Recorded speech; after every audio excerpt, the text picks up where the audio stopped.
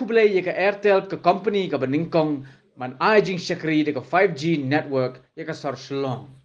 Dakani ka sor Shillong kan kelalong ka sor ka nyngkong ban yo ye ka 5G network haga than shatay lam mi ngi baro ka way ban yo ru ye ka jing shakri de ka 5G speed.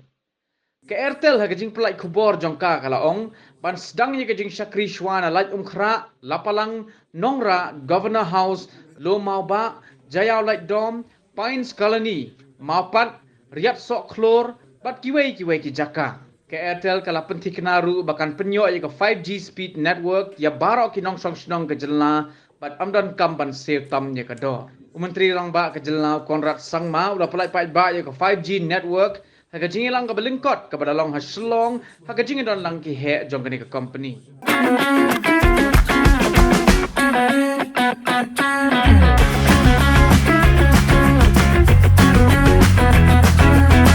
Kublai Shibun.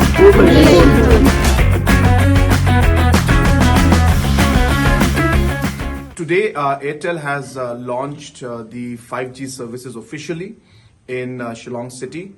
And I take this opportunity to congratulate the entire team of Airtel for having done that. They are the first providers to have started the 5G services.